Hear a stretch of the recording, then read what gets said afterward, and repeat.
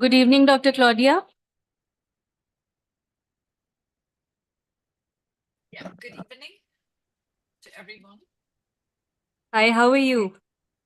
Good. Yeah, really good. We shall start the session in 2-3 minutes. Let all the participants join the session. Shall I try to see if I can share my slides? Yes, definitely. Rohit, please help, ma'am.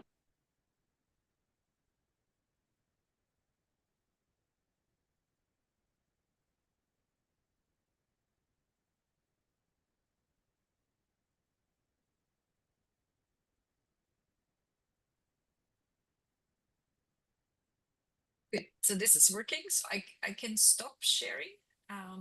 Do you want to show another slide before I start? Yes, you can start your slide presentation once the session gets started. So I don't need to stop sharing.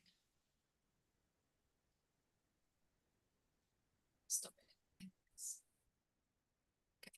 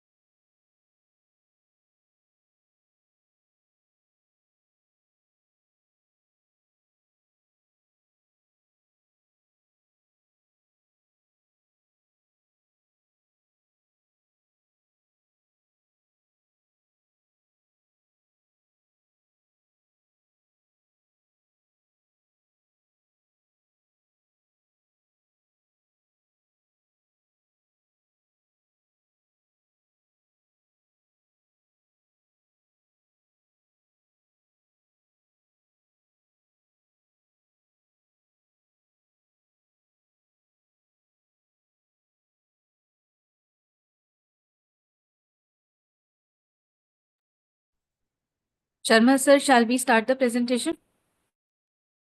Yes, madam. Saida, please start the session. All right. Good evening, everyone, and a very warm welcome for today's session. It is my pleasure to welcome all the participants, esteemed guests, and our distinguished speaker. Thank you for joining us for what promises to be an insightful and inspiring discussion. I am Saida Nahal Zahra, Technical Secretary to the founder of AWRF, and today we are truly honored to have with us Dr. Claudia Ringler, Director of the Agri-Food Innovation and Resilience Unit at the International Food Policy Research Institute. In this leadership role, she heads a global research portfolio focused on the intersection of natural resources, agriculture innovation, climate change, and sustainable development.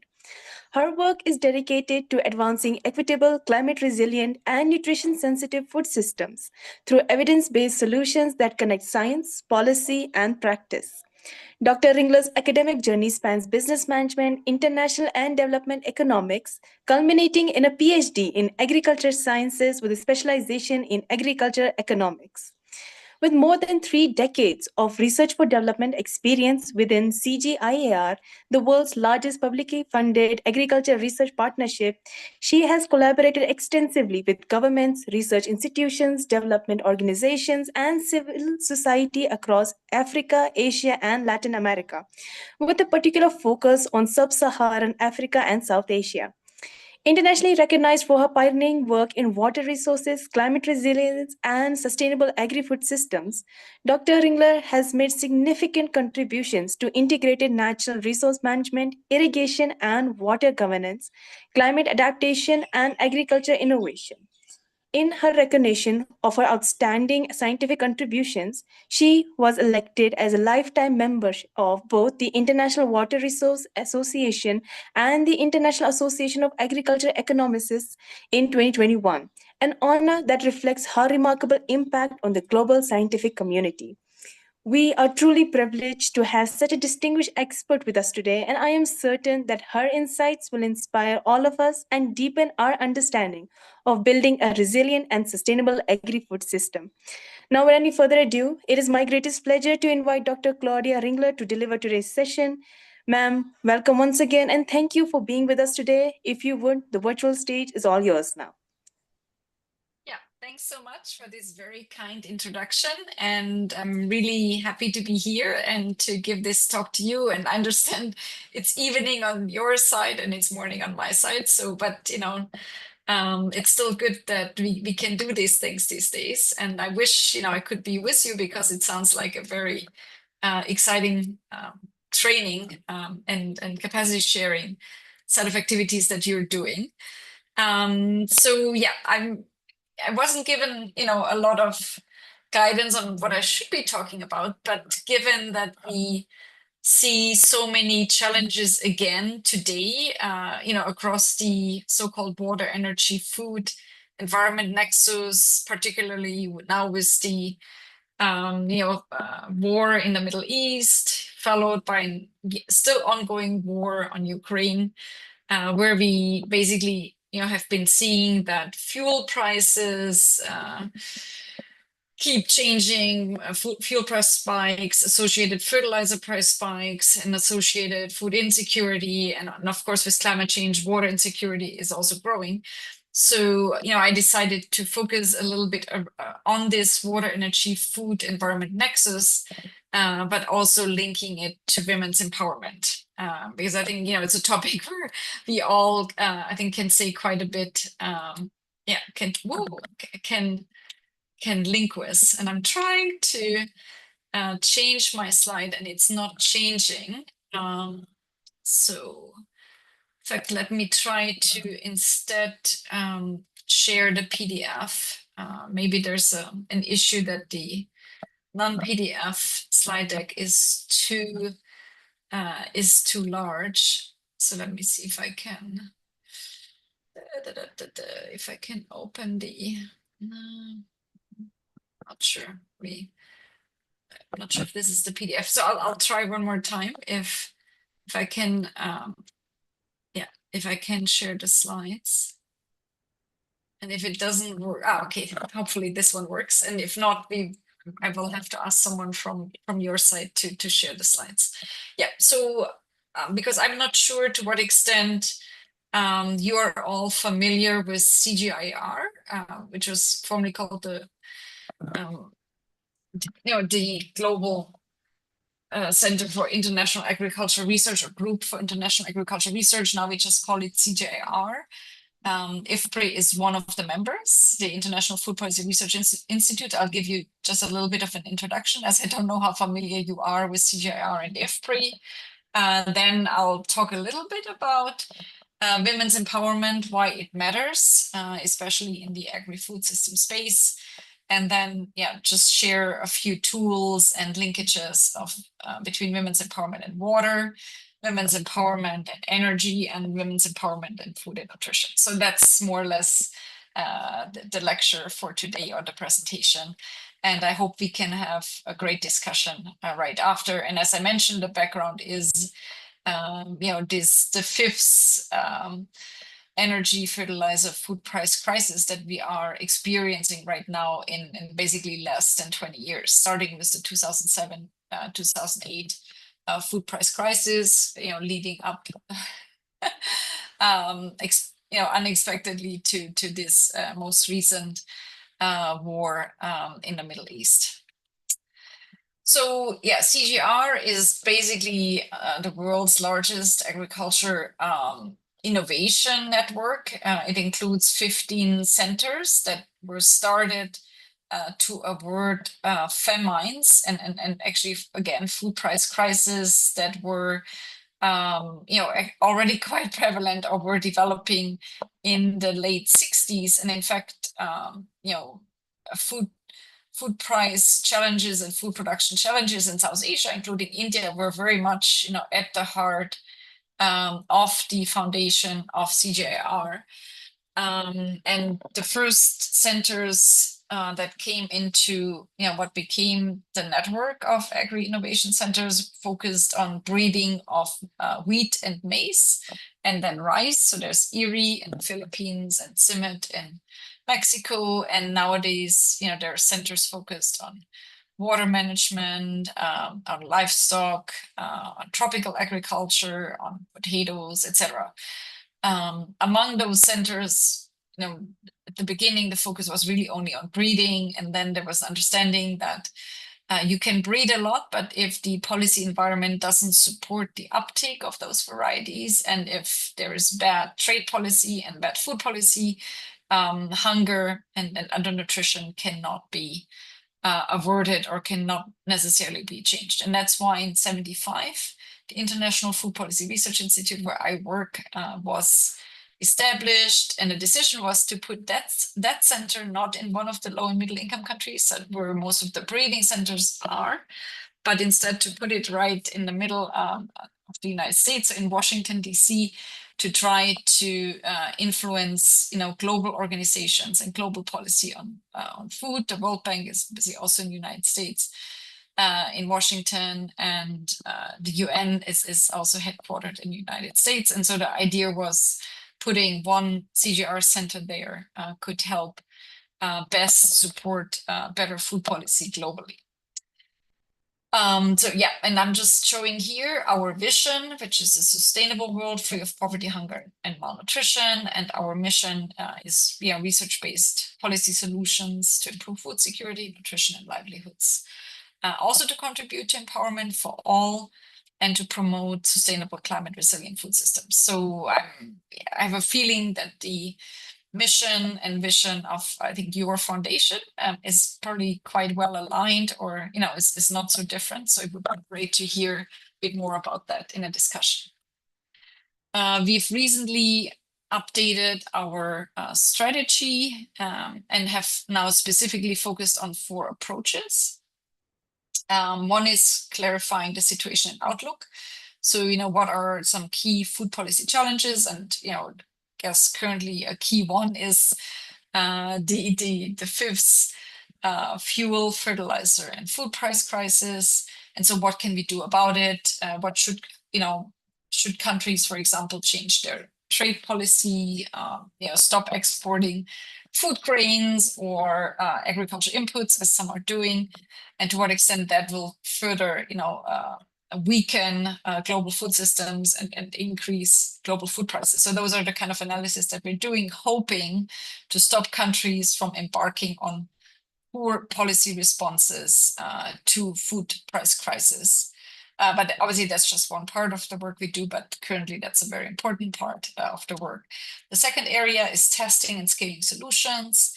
So, for example, you might be aware of the soil health card system that India has devised to try to reduce injudicious application of urea fertilizer. So, does it work and why does it not work? So those are kind of some of the solutions that we're trying to test to improve not only food security, but also environmental sustainability.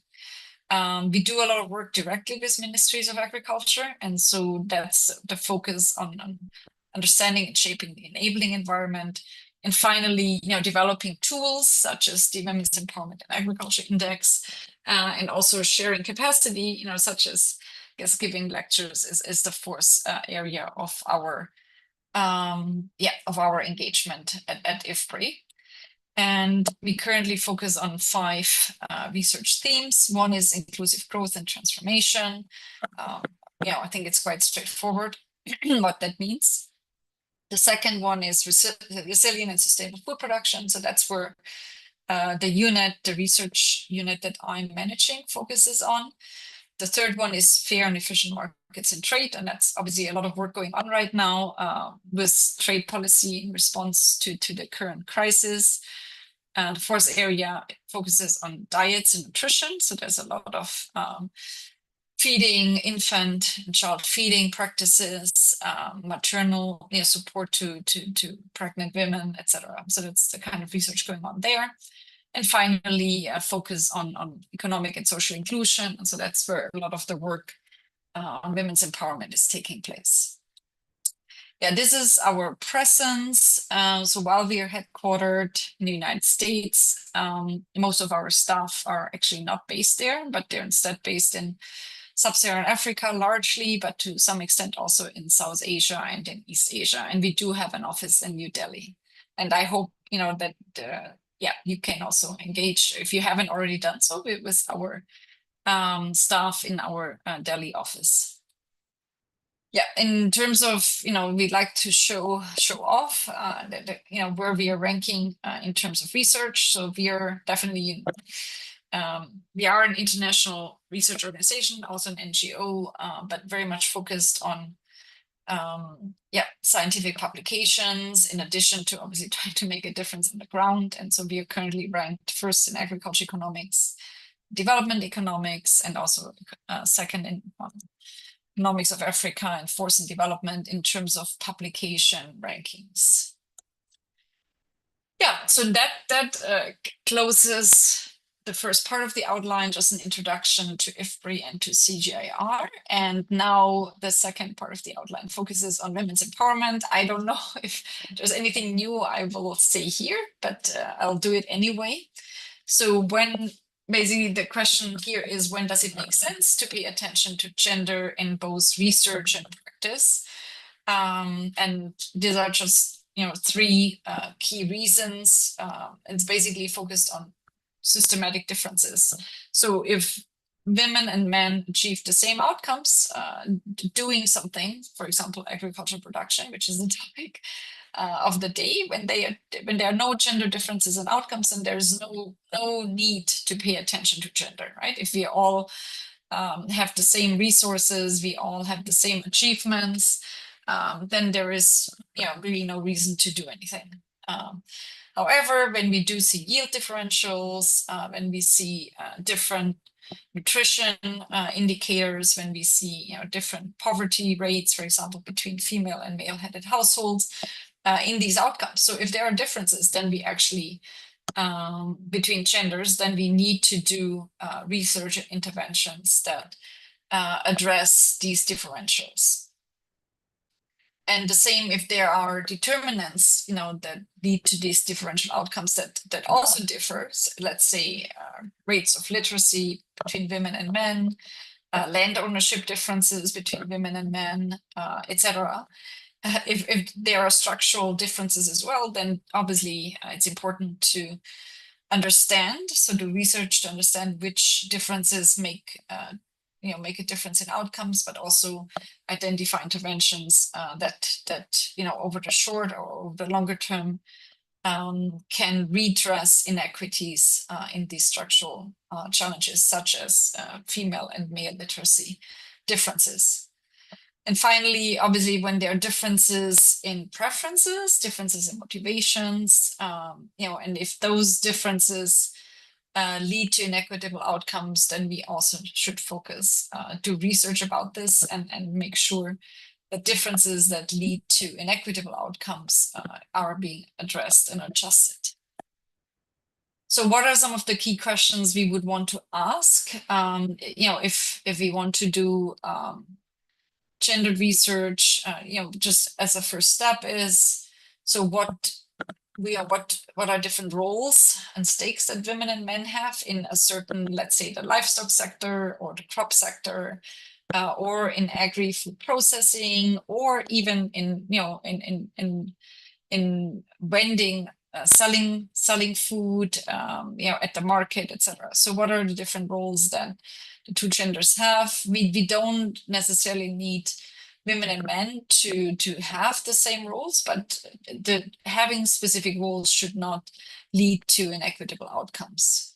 Then the second question, of course, is how might a policy or intervention affect them differently? So that's very important, because while I think there's a general understanding that outcomes differ for women and men, we are quite surprised to see that a lot of interventions are still gender blind.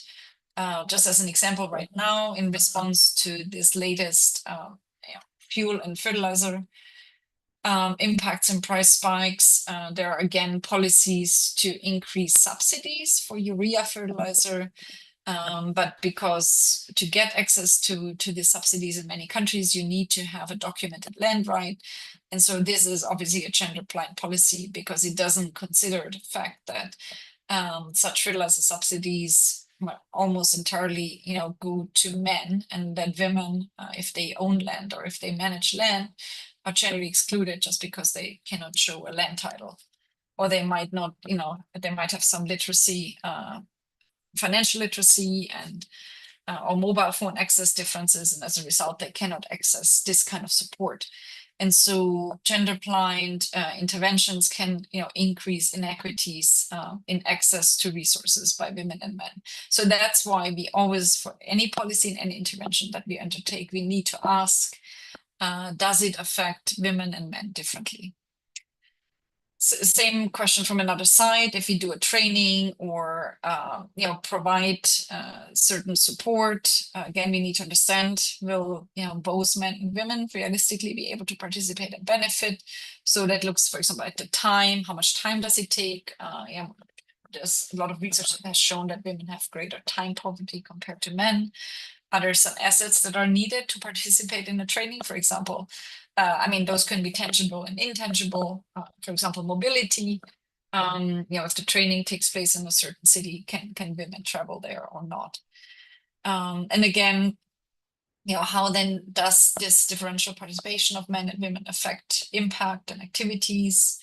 And then, how does any research that's being undertaken contribute to equity? And the focus here is gender equity. Of course, there are many other equities that are that need to be addressed as well. Also, between different age groups, between different life statuses, so widow, married, and etc. So there's many intersectionalities that also matter, but the focus here is on gender equity. So there are many benefits from closing the gender resource gaps. Some research, just based on a subset of countries where data were available, but I think it's still quite powerful, suggests that if women have equal access to agriculture inputs, time, and other resources, they could increase productivity on their farm substantially, would increase output at the national level also considerably, reduce the number of hungry people, by percentage-wise and in absolute terms. And there's, of course, many multiplier effects. If women have equity and access to resources and achievements, so basically let's say some of the additional multiplier outcomes are much stronger if women have access to the same resources than men, especially expenditures on food for the family, and also outcomes for child health and nutrition can be stronger if resources go to women as compared to men. There are many frameworks that have been developed to help us identify how we can better reach women and men. And so one of the, I guess, maybe best known frameworks that has been developed at IFPRI is the Reach, Benefit, and Empower framework. And more recently, fourth element was added called Transform. And so a lot of the research we are doing, we can generally say, we are trying to be gender sensitive or gender responsive, but a lot of that ends at the reach component. And that means that we include women in program activities. And so a lot of that we call bean counting. So there's a training happening. And what we do is we count women and men participants. 1 second. So we say, okay, 40% of participants were women. And, and that already, yes, is to some extent gender sensitive, but what actually really matters is not just reaching women and men. What's more important is that we also benefit women and men. Let's say we are doing a training on a new machinery, let's say a tractor. And so, okay, we are inviting women and men, but maybe women, they don't actually own land, they only deal with livestock. And so this, while we have reached women with a particular training, we are actually not benefiting them. In fact, we might be harming them because they spend their time on a training that actually makes no difference to them. But they might have had to find childcare, might have had to have expenditures to make it to the training.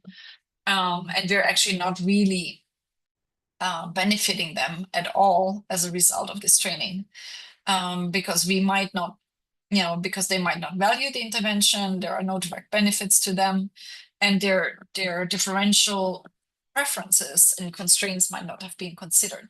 So if instead, there's a training, let's say on a different topic that women might value, whatever it is, maybe some agro-processing or some livestock management that actually reflects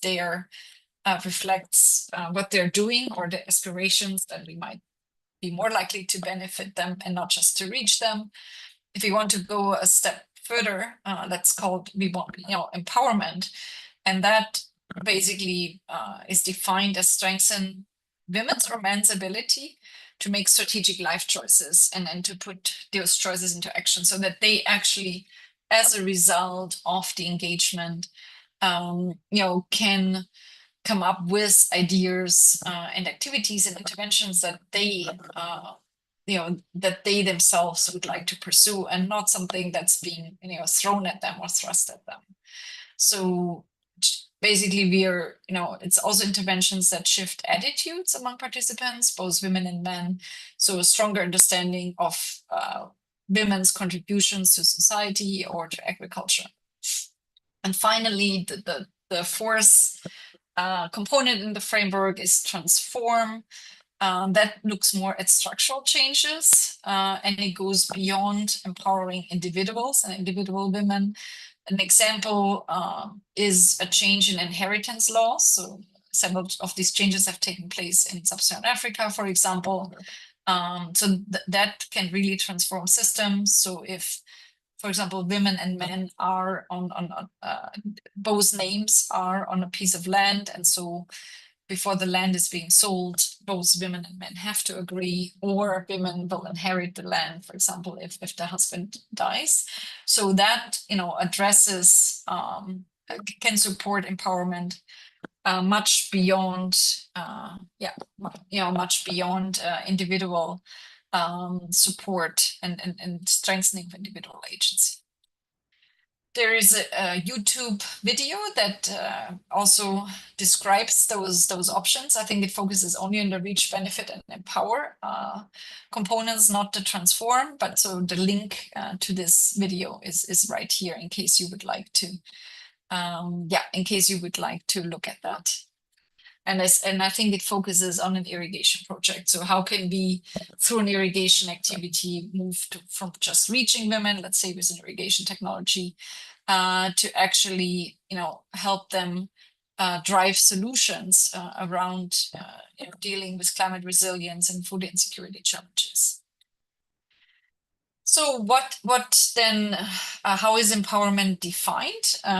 So, I think the most important source is Kabir on that, 1999.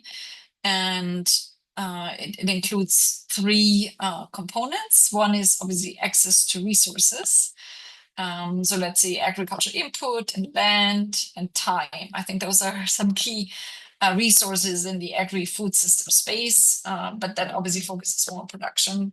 There are other resources like mobility or childcare that are needed, I guess, to some extent production, but also if you want to move into agro-processing. Another component of empowerment is achievements, so that women and men can actually achieve results and goals that they have set themselves in their lives. So that's an important part of empowerment. So because if I don't achieve anything, then I'm probably not empowered. And the third area that has always been very difficult to measure is called agency. And that is defined as the capacity to define one's own goals and make strategic life choices. And particularly, So agency can be improved if, I didn't have the opportunity to make these choices before, and through an intervention, I'm able to make these choices. So those are the three elements of empowerment. And so this here is just some, data sources that can be used. And there's a lot of data out there in terms of resources, to support the understanding of women's empowerment. So it could be natural capital, so again, land rights, ownership of livestock. It can be financial capital, so access to a financial account. I think, for example, in India, everyone now, or I guess is supposed to have, to have a bank account. So to what extent has that changed? Access to resources by women. There's social capital.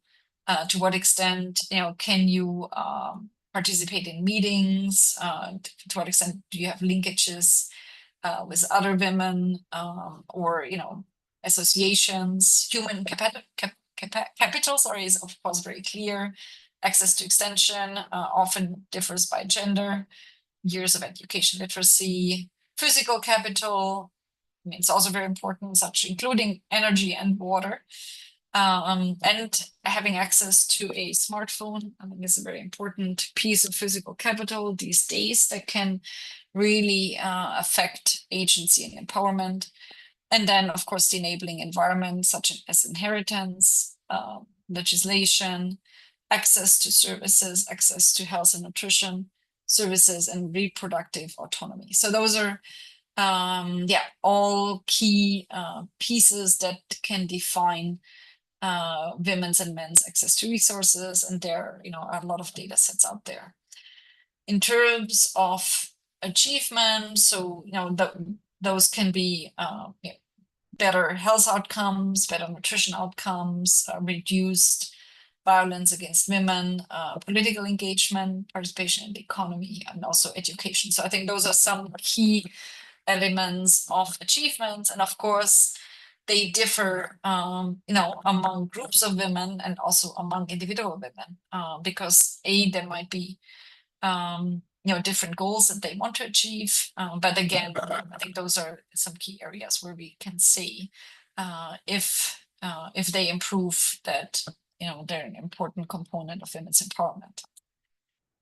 What's usually not so clear is the agency component, and IFPRI and other partners have been engaged over, I think, 15 to 20 years now to measure agency as the third component of women's empowerment.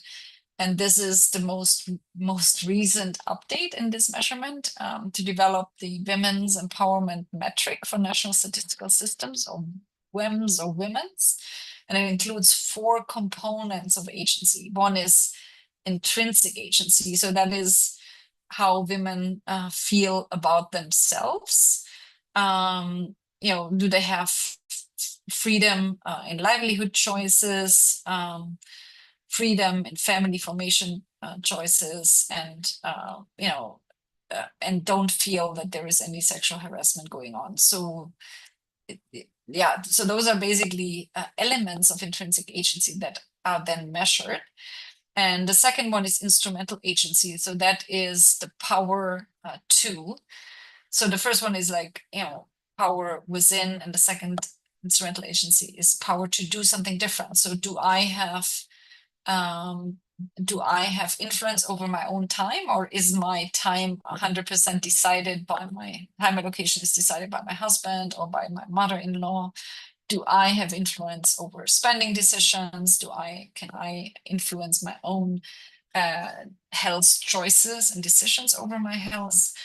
The third area that's really important for empowerment is, the social linkages with other women or men, and also groups, and it's called collective agency. And some of the key indicators that are being measured here in this particular tool is participation in organizations, leadership in organizations, and also attitudes towards community participation.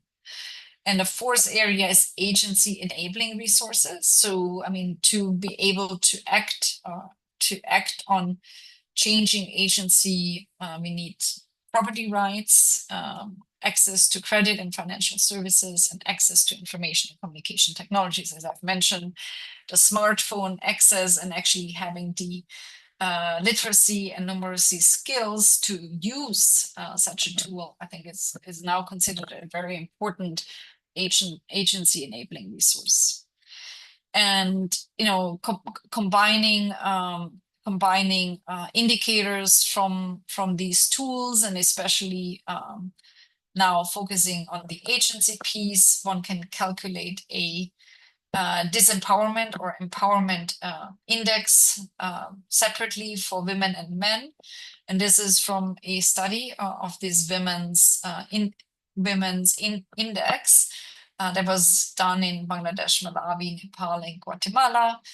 And just it basically uses the indicators from the slide that I have just shown.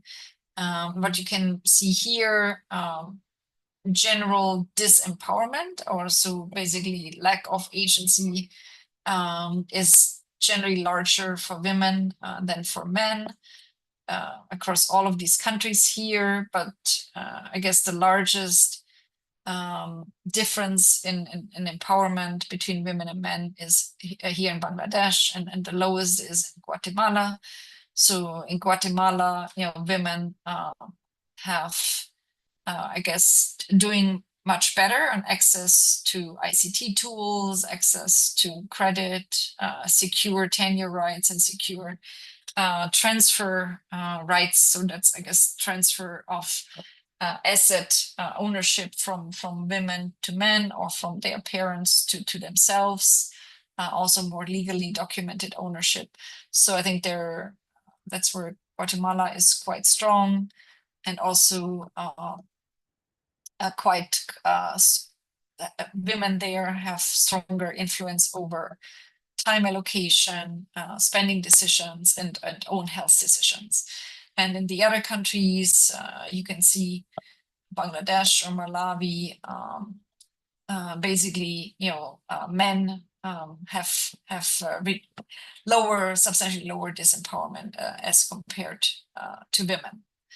And that obviously is often due to social traditions and norms, and that's why we do need this transform element to achieve women's empowerment. Not only direct support to women and direct support to households, but we also need to change the legal environment, the educational, and the health, and the health environments. So now looking at these, the WEF nexus, and I thought I had actually a graph of the water, energy, food nexus there. Not sure what, oh, sorry, yeah, it's here. So I put it, sorry, in the wrong place. So why are we, why does women's empowerment matter in the nexus? So the water, energy, food nexus was, talked about 15 to 20 years ago. And exactly 15 years ago in November, there was a Nexus conference took place in Germany, and there was also a World Economic Forum event that also focused on a Nexus, basically realizing that interventions in, let's say, food systems affect water resources, but also energy resources. And similarly, interventions in water security, let's say, domestic water supply, could affect water availability for food production, irrigation, or an intervention in energy security, let's say hydroelectricity, could affect water availability for food production or water availability for domestic production. Originally, the focus was only on water, energy, food, did not integrate the environment or ecosystem health. Over the years, it became quite clear that how interventions in energy, water, and food are being undertaken, of course, affects environmental outcomes as well. And also that we can intervene in ecosystem health and in environmental sustainability, and then through that improve energy security, food security, and water security, That's, of course, particularly important with climate change, for example, retaining forest cover, using agroecological approaches, etc. Will affect water availability, can support energy security and of course also food security, but there are important trade-offs across all of these sectors, and these interlinkages are increasingly magnified as a result of natural resource scarcity, because of course population growth, economic growth, we use a lot more resources than we've used just 50 years ago, and climate change. Importantly, why does women's empowerment and the nexus, why should we even consider those two things together? The reason is that women have much less access to and decision making in these sectors, certainly the energy sector, and also the water sector and the food sector. Among these, women probably have most decision making in the nutrition space, so as a key component of the food sector, but are often excluded from the energy and water sectors. And we just don't know much about women's empowerment and ecosystem health. But basically, the hypothesis here is that strengthening women's agency in these sectors can jointly improve water, energy, food security, as well as ecosystem health. So now I'm quickly delving into these subsectors. So first, women's empowerment and energy. And as you all know, day-to-day activities obviously use energy one way or another. Let's say cooking, so in the domestic sphere, but also in the production sphere, so the agricultural sphere. And you can see here solar panel and solar irrigation, solar powered supported irrigation. This is a picture from Ethiopia where two women are in the field and some children on the right, and the man is moving a hose for irrigation around. And that basically, I think reflects the reality that while energy is present everywhere, women are seldom sufficiently engaged in decisions on energy, and they often bear the costs of poor energy access, both, for cooking, so where women, have additional rules that men don't have, but often not a decision space or the decision authority, and also in the productive agricultural production space, where again men take most of the decisions on the energy technology that should be used, but then women, have to deal with the consequences of those decisions. There's still not much known about intra-household dynamics on how they, contribute to energy access and use outcomes. But there are some, initial studies that suggest the importance of women's empowerment. So if women have more agency, can take more decisions in the energy space, various other outcomes can be improved. Yeah. So some of the work that we have been doing, and here this shows a woman cooking bread in Ethiopia. So that is a local improved cook stove that can improve energy security and reduce time needs for cooking. So there are some metrics that are basically just telling us, okay, there's an energy connection, electricity connection, or a village is electrified, but it doesn't really tell us about the quality and the quantity of the service provided, and if women benefit equally than men benefit from this energy source. At the same time, demand side metrics, the challenges that women face or the challenges that men face, they're often highly contextual, making comparison across locations challenging. And there are important linkages between energy access in the domestic space and in the agricultural production space, so in rural areas. An example is a study that we did a couple of years ago, where we could show that the removal, again in Ethiopia, of cow dung for cooking fuel actually reduces agricultural productivity. So that's in an environment and in a context where very little fertilizer is being used in agricultural fields, and so cow dung had been an important source of soil fertility improvement. But as there were no alternative energy sources for cooking, so the cow dung was removed, and that led to changes or reductions in agricultural productivity. Again, if women were involved in some of those energy technology decisions and energy source decisions, that might support both agricultural productivity and reduce negative challenges for cooking fuels in terms of smoke and just the length it takes, the preparation of cooking fuel. So we therefore focused on the development of some measurements, of some indexes to describe the lived experiences of energy situations, as input for policymaking and targeted interventions through the better understanding of women's and men's experiences of energy insecurity.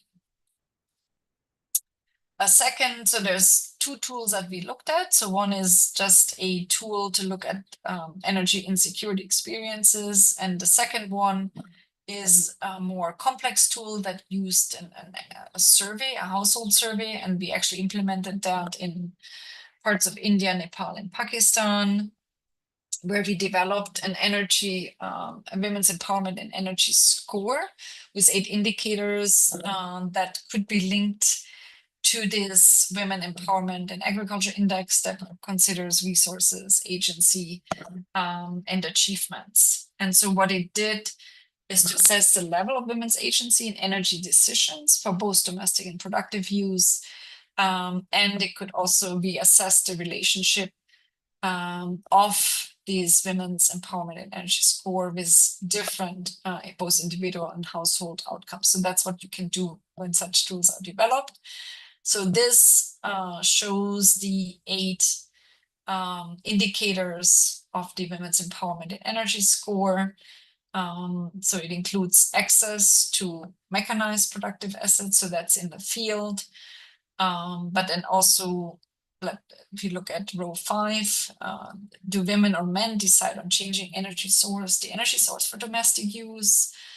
Can women or men acquire the energy source for productive use and for domestic use? So those were some of the questions that we developed, that we combined into an index to try to understand if women actually have any agency over energy decisions and energy technology decisions, and if they do or if they don't, what are some of the impacts, larger outcomes at the household and the individual level. And these are first the results from the Women's Empowerment and Energy Score from the 3 countries. So we found significant disparities between men and women in decision-making over energy sources for productive use, but not in energy assets in the South Asian context. We found that wealthier households in Pakistan had lower energy empowerment, whereas in Nepal, poorer households, women in poorer households had larger energy empowerment. So I think if you have a certain level of poverty, it's kind of all hands on deck, and women are very much empowered to take decisions on energy sources. In Nepal, female-headed households, again, have had a higher women's empowerment scores because, again, I guess they were in charge of taking all decisions. And also in Nepal, women with a higher score were more likely to participate in the labor market. Very important in Nepal and Pakistan, if women were empowered in the energy space, they were more likely to use cleaner energy sources. So I think that's a very important, it's a very important outcome to understand that if there is agency, we can also affect, for example, environmental sustainability. But the opposite was found in India. Some relationships were not clear. So if women were empowered in the energy space, it doesn't mean that their time poverty is lower. And in Nepal, the higher energy empowerment was associated with lower food insecurity in Nepal and with higher dietary diversity in Pakistan. So again, showing the linkages across the water, energy, food nexus. So empowerment in energy, for example, can improve some food security outcomes.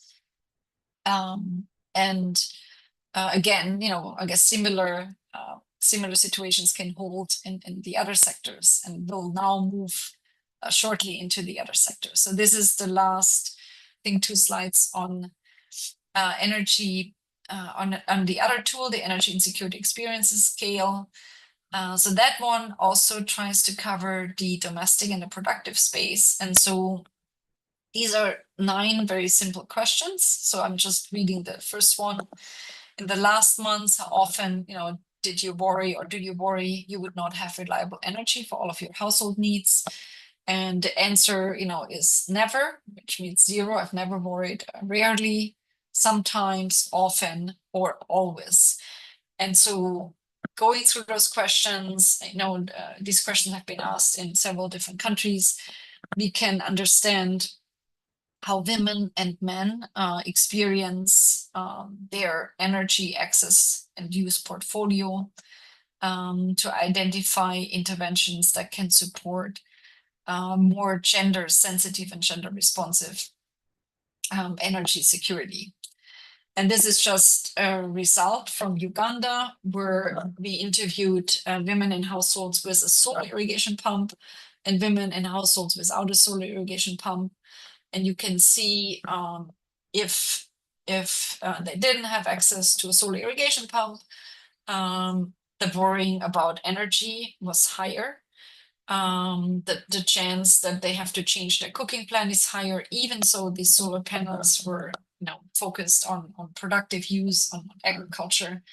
Health concern was the same, but there was more likely disruption of domestic activities because of higher energy insecurity in households without a solar irrigation pump. So those are some of the assessments that can be done after using this rural household energy and security experience scale that is relatively easy to ask of women and men in households. And again, there's a linkage between energy insecurity and food security, because you can see the last question is, did you have to sleep without food? And that is, if women were not able to cook in the evening or because they didn't have light in the house and it was dark, and so they were not able to provide a meal. So there are direct linkages between energy insecurity and food insecurity. Now moving into water, and I will not have as many slides on water and food as I had on energy, but I hope I think the understanding is there that the issues are quite similar between women's empowerment and energy, and women's empowerment and water, and women's empowerment and food, and all of them kind of come together in the water, energy, food nexus. Similar to energy, women have multiple roles around water management. So they're generally responsible for procuring water for domestic use, but also for sufficient water quality for food preparation and drinking. That is a big challenge in many rural areas, but of course also urban areas, but basically areas where we do not have tap water, available that's easily accessible. The same, in agricultural production space, if you're trying to irrigate because there's insufficient precipitation because of climate change, or simply because of the local geography. But women generally are more responsible for providing water in the domestic space. But if there is irrigation, or if there's no irrigation, that generally also affects women's roles and women's time commitment in the agriculture space. The image actually does show, it looks more like domestic water provision, but this is actually an irrigation activity. So it's a woman collecting water, I think, to irrigate a vegetable plot. Importantly, women do have productive and reproductive roles in water management. However, without land titles, the share of women with land titles is substantially lower as compared to men. So they often do not have a say in irrigation management because most water use associations, require that farmers who participate have a title to the land that's being irrigated. So we have this typical challenge that a lot of decisions on water management are taken without considering women's specific needs, and also without considering the linkages between water availability in irrigation and water availability for domestic use, because they're obviously closely connected. As you know, irrigation often, digs deeper wells, and that might affect the wells that, for example, women might be using for domestic water supply. These are just two interesting studies I found that are linked on women's agency and water. So this is an interesting study that just looked at injuries that women and men faced while trying to collect water. So those are households that do not have, most of them do not have tap water, or a water pipe, or a rural, like a community well that's very close to the household. So instead they have to travel to collect drinking water. So this is survey of more than 6,000 households in 21 countries. And 13% of respondents said that they had at least one injury linked to when they tried to collect water, obviously over substantial time frame, but still. 72% of respondents, basically those who were responsible for collecting water, were women. So that's obviously a typical question in your household: who is responsible for providing water for domestic use, to collect the water, and almost 3/4 were women. And that means, the 13% of people with injuries, obviously much higher share of them were women. On the right side, the graph shows the mechanisms that led to the injury. And you can see that most women, they were injured because they were falling. So from a steep hill, they were just falling because they carried too much water. Men were more likely to experience an injury when collecting water because of a traffic accident. And that means, of course, they were more likely to own a motorbike, maybe a donkey cart, whereas women probably had to walk, and which is why women fell, and men were more likely to get injured because of a traffic accident. Also physical confrontation, because obviously there might not be enough water, and so on. So it looks like men more often got injured because they got into a fight about water. But remember, there's very few men in the sample. And then some got injured while using the water source. So maybe they fell in the well, or they got injured because they had problems getting the water out of the well. Some were bitten by animals. And obviously in some cases, they just didn't report of how they got injured. And then here, there's some other challenges that women face. So those are some direct statements, and both happen to be from Uganda. One woman said, one time when the standpipe wasn't working, she used a well. I guess she used another source that she wasn't entitled to use, and she was beaten. And then, another woman said the caretaker of the prepaid meter, again, where she tried to collect water, wanted to fall in love with her, but she told him, that's not possible. And then, and she was also beaten. So those are some of the challenges that women face because of very highly insecure water access. And so some clear interventions have to be taken there.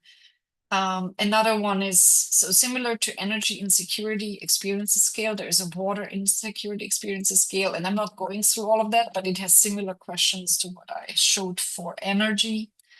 And that's a study from Indonesia, where the study showed a clear association between household water insecurity and gender-based violence. And obviously one of the pathways could very well be collecting water. So if you have to go far to collect water, the risk of gender-based violence is higher. But there's also obviously a risk by the domestic partner, because imagine partner comes home in the evening and there is no food prepared because no water source, no water could be supplied. And the graph on the right shows that in water insecure households, the share of reported gender-based violence is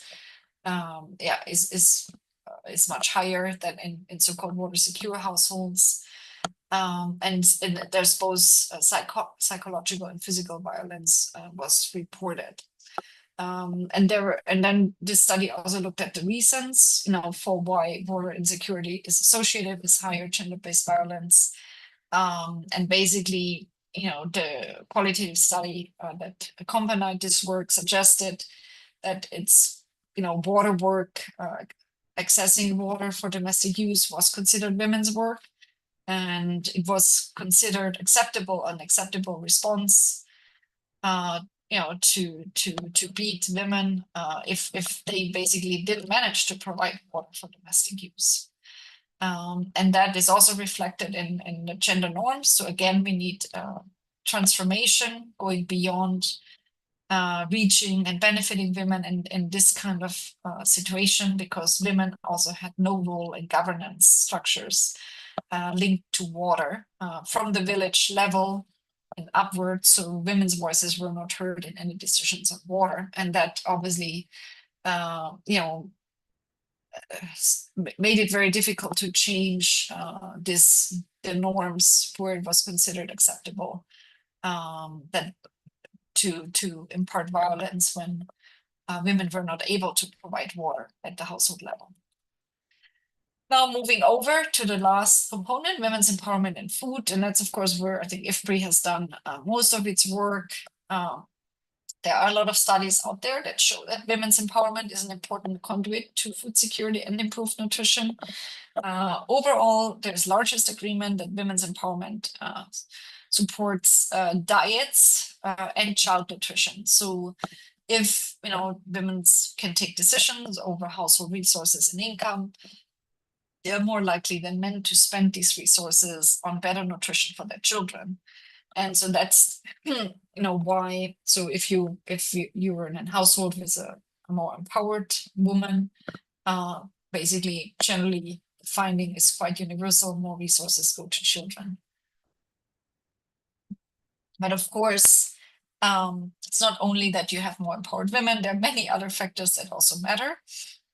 So gender equality, so equality of tasks that are being undertaken by women and men also matters for children's dietary and nutrition outcomes. So just empowering a woman doesn't necessarily always lead to better nutrition and food security. So there also has to be increased equity between women and men. And there can be trade-offs between women's empowerment and women's own diets and nutrition. So if you have a more empowered woman, it doesn't mean that her own nutrition and diet is always improved. So there are a series of studies that show that there are mixed outcomes, because household wealth and other norms and country characteristics can be more decisive and can basically overrule or overpower, so to say, women's empowerment for diet and nutrition outcomes. And I cite the study that goes through all of the evidence that's out there for people who are interested to get more into this. This is just one last graph, a study I was also engaged with myself, where we were trying to understand how irrigation can improve nutrition outcomes. Again, it's between water and food security and nutrition, the WEF linkage. And again, women are strongly engaged there. So there's one pathway that suggests, if there's stronger agency and empowerment of women in irrigation and water resources management, food security and nutrition can be improved. Again, the evidence that's out there is mixed. So the question really first is, are women interested in irrigation? Is that their own aspiration? And if yes, do they have sufficient control over decisions on irrigation? Does the irrigation technology work for them? Does irrigation increase their time poverty? Might actually take time away from caring for their children. Then is their childcare available? So basically, there's many factors that can support or can hinder a positive linkage between irrigation, women's empowerment, and nutrition outcomes.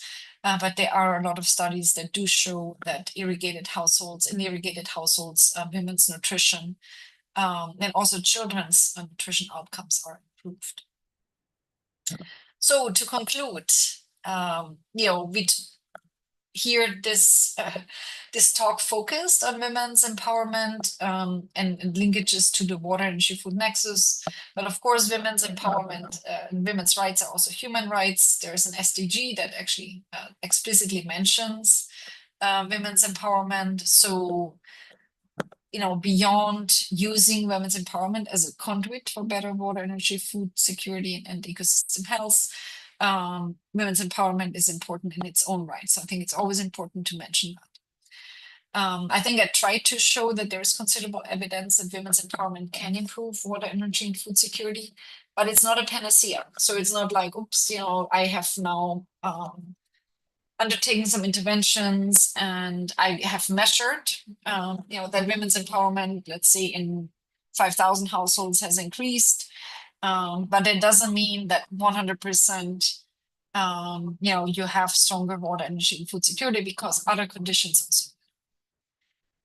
And again, here I focus on indexes, tools that can be used, to measure women's empowerment, that can also then be used to link women's empowerment in energy, water, and food. Also, I focused more on the energy side, but similar tools exist in water and food to link them to other outcomes. So, for example, if you remember the Women's Empowerment in Energy score, using more agency, at least in 2 of the 3 countries here, has led to increased use of clean energy technologies, which of course then has environmental sustainability outcomes, and also better, I think there was also finding better dietary outcomes, at least again in 2 of the 3 countries.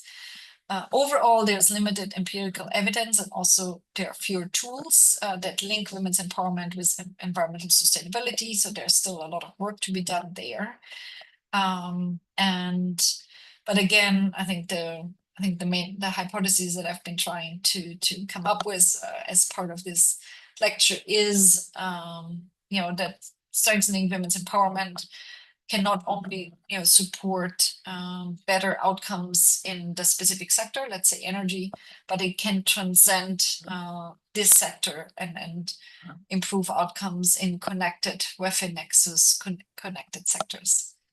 Thank you very much. And yeah, this was my presentation. And whoops. Thank you so much, ma'am, for such an interesting, inspiring presentation. Now, moving on to our Q&A session. If any participant has any question, doubts, or queries, they are welcome to unmute their mics to ask it directly, or they can drop the same in the chat box below. In the meantime, Dr. Ringler, I would request you to wait a couple of minutes, as many of our participants actually prefer writing in the chat box.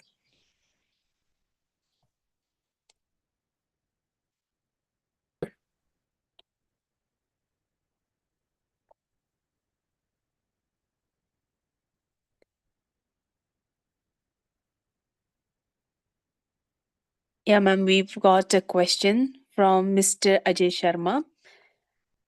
Thank you so much, ma'am, for such an insightful and thought-provoking presentation. Your discussion on women's empowerment was truly enlightening. The question is, India has implemented several flagship schemes. Based on your research, how can these initiatives be better integrated within the WEF nexus to move beyond improving access to resources and achieve genuine women's agency, leadership, and long-term empowerment? Additionally, what key policy changes would you recommend for India to make this integration more effective? That's a very, very big question, and I'm probably not the best expert on India, but let me just maybe make a few suggestions, a few points. So ensuring that the water, energy, food, and environment nexus, and also women's empowerment are more integrated is really both top down and a bottom up activity. So let's say from the top down perspective, we have ministries, that continue to focus on single sectors. Let's say, Ministry of Water, Ministry of Agriculture, Ministry of Environment or Environmental Protection Agency, depends on the country. And so in some countries, coordinating committees across such ministries have been developed that are trying to ensure that, for example, if there's a food security strategy, or if there is a master plan for energy development, that linkages to the other sectors are considered to ensure that we're not leading, that we're not that outcomes are not negative for other sectors. So let's say for energy, if the source of achieving energy security is water, so a lot of hydroelectricity. So in that case, the Ministry of Water Resources and the Ministry of Agriculture or Irrigation would have to be considered, would have to be consulted. And those ministries would have to make a case that, let's say, hydroelectricity development, because water releases for hydroelectricity might affect irrigation scheduling. So basically those ministries would have to be consulted and brought in, and would have to respond that their sectoral plans and their security strategies are not being negatively affected. So it can be done, but it's a challenging coordinating committee to achieve, because already now these plans take many years to develop. But yeah, it's possible, but in most cases it's not being done, and most ministries continue to assume that their sectoral strategies do not affect other strategies. But of course we know that that's not the case.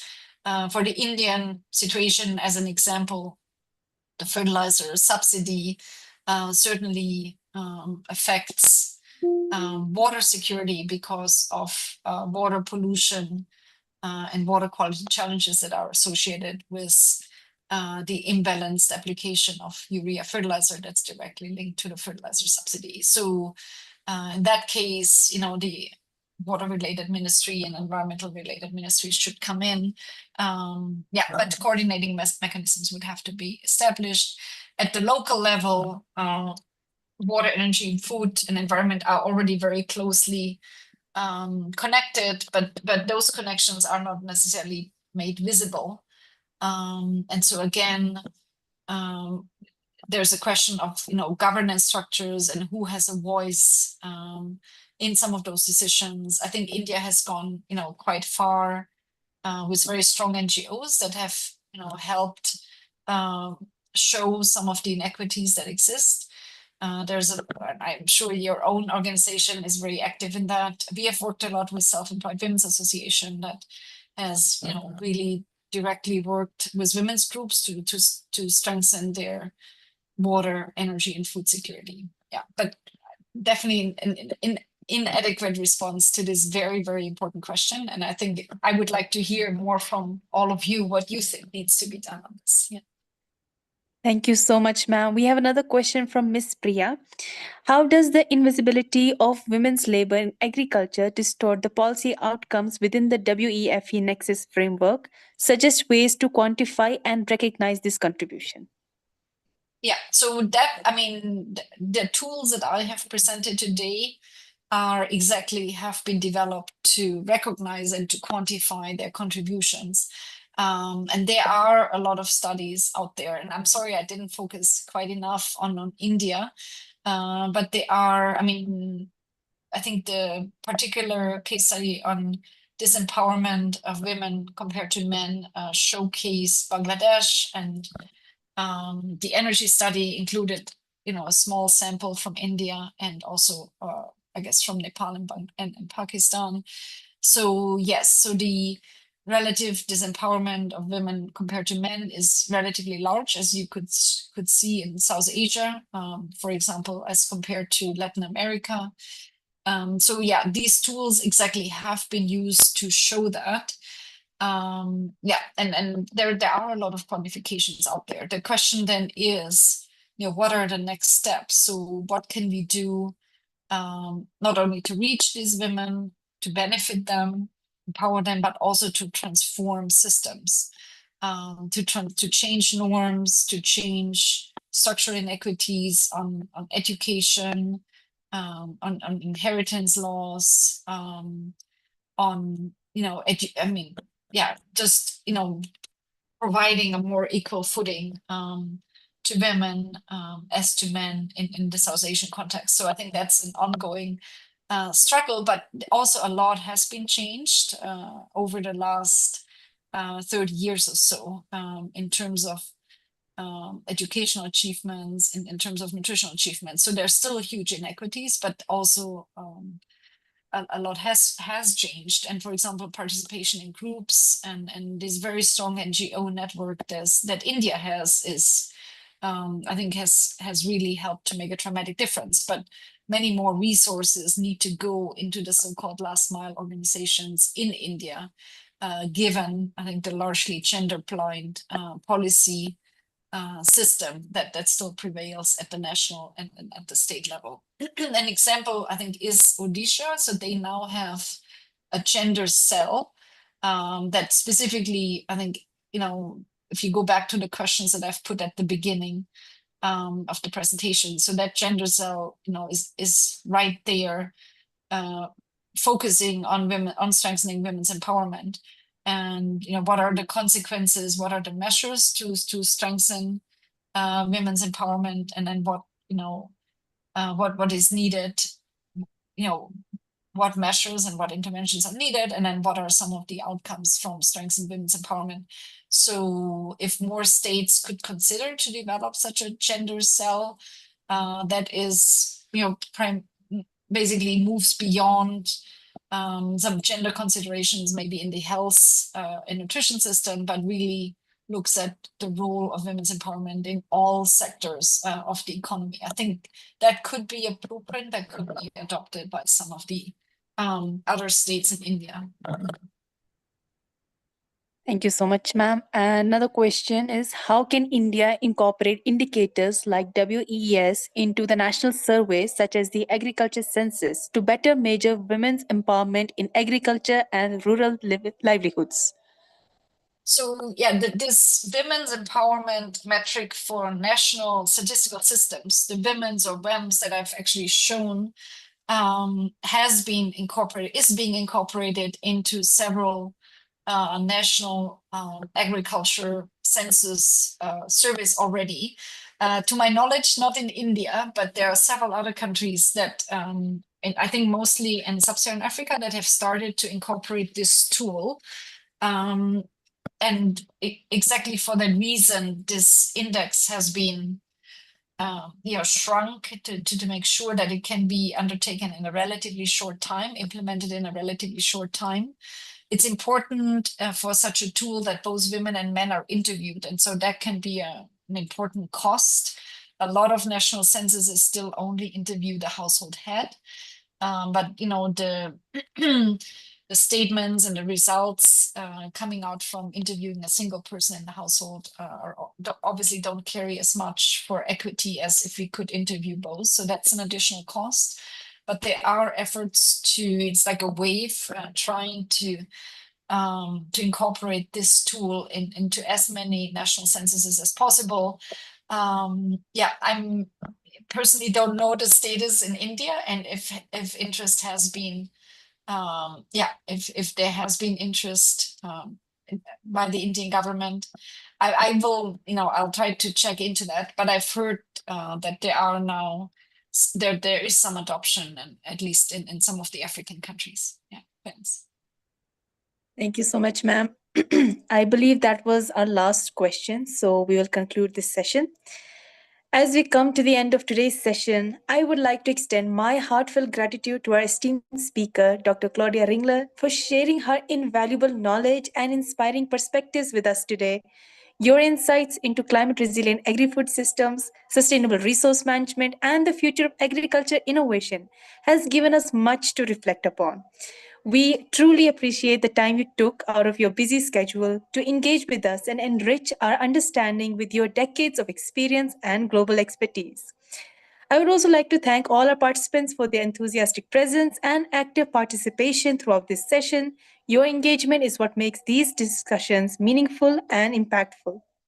On behalf of the entire organizing team, thank you once again, Dr. Ringler, for an enlightening and memorable session. We wish you continued success in your remarkable work towards building more resilient, equitable, and sustainable food systems across the globe. With that, we conclude today's session. We hope to see you all again in our upcoming sessions. Until then, stay curious, keep learning, and take care. Thank you, everyone. Have a wonderful evening ahead and have a wonderful day ahead, Dr. Ringler. Thank you. There is Thank you very one much. important announcement for all the participants. Tomorrow is going to be the valedictory session, so all are requested to attend the session. Thank you, Dr. Claudia. Very much. And yeah, I'd like to learn more about the organization, but maybe we can do that through a separate call. Yeah, thanks so much Yeah, for definitely. Okay, thank you. Okay. Yeah. Thank you. Bye-bye. Bye.